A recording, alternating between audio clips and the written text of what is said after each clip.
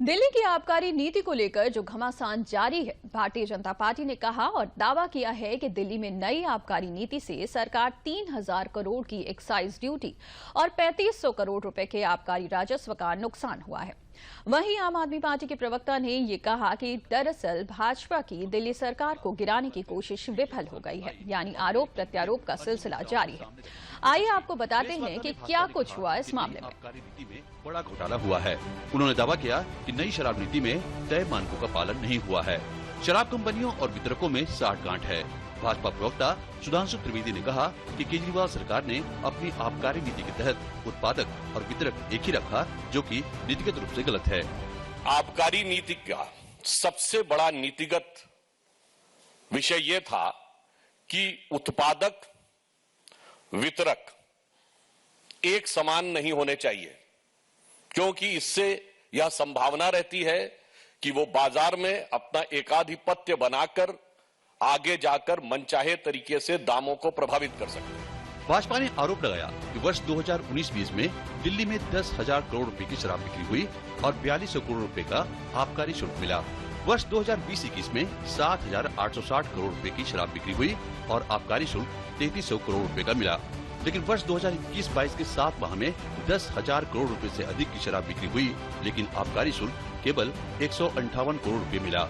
इस प्रकार से पता चलता है कि राजस्व में 3,000 करोड़ रुपए और आबकारी शुल्क में 3500 करोड़ रुपए के राजस्व का नुकसान हुआ। ये अपने आप में एक बहुत बड़ा क्राइम है कि सरकार जिस पॉलिसी में उसको 6,500 करोड़ रुपया ज्यादा मिल रहे हैं, अगर सरकार एक नई पॉलिसी लेकर आती है और उसमें ऐसे चेंजेस करती है कि जिसमें सरकार को 6,500 करोड़ रुपया कम आता है, तो ये अपने आप में एक बहुत बड़ा क्राइम है। तो वो 6,500 करोड़ रुपया कहां जाता है जो सरकार को लॉस हो रहा है? क्योंकि शराब तो ज्यादा बिक रही है, शराब कम नहीं बिक रही, मगर सरकार को जितना रेवेन्यू आना चाहिए था, जितना पैसा आना चाहिए था, वो नहीं आ रहा। तो वो पैसा कहां जा रहा है, इस बात का जवाब दें। भाजपा ने मनीष सिसोदिया पर कटाक्ष किया और कहा कि हम आबकारी में हुए घोटाले पर जवाब चाहते हैं, न कि ईमानदारी और बिरादरी पर बयानबाजी सुनना चाहते हैं। जवाब हमें आबकारी पे चाहिए, न ईमानदारी की बात करिए, न बिरादरी की बात करिए। दिल्ली की जनता ये जानना चाहती है कि आप आबकारी की बात करिए, और जब एक्साइज डिपार्टमेंट ने आपको इस प्रकार का नोटिस दिया तो आपने संबंधित कार्रवाई क्यों नहीं की? क्योंकि यह नोटिस तथ्यों के आधार के ऊपर है, जिसमें जो पॉलिसी मैंने आपको बताई उसको सीधे सीधे तरीके से ध्वस्त किया गया है। लेकिन भाजपा के आरोपों पर आम आदमी के प्रवक्ता ने सीधे सीधे कोई जवाब देने के बजाय इसे पार्टी तोड़ने के कथित आरोपों की बात कह दी। भारतीय जनता पार्टी के नेताओं के आम आदमी पार्टी के पास फोन आ रहे हैं।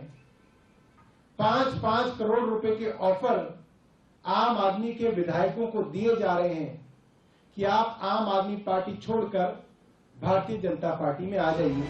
भाजपा ने पूछा कि केजरीवाल सरकार ने थोक वितरक का कमीशन 2% से बढ़ाकर 12% क्यों किया। आबकारी नीति में 800 दुकानें खोलने और एक एक आदमी को अलग अलग दुकानें देने की बात कही गई थी, लेकिन यहाँ एक ही आदमी को 100 दुकानें आवंटित की गई। 2 कंपनियां ऐसी भी हैं जिनको तीनों लाइसेंस मिले हुए हैं। आरोपों में यह भी कहा गया कि थोक वितरक लाइसेंस धारकों को जमानत का 144 करोड़ रुपया वापस कर दिया गया है, लेकिन छोटे व्यापारियों को कुछ नहीं दिया गया।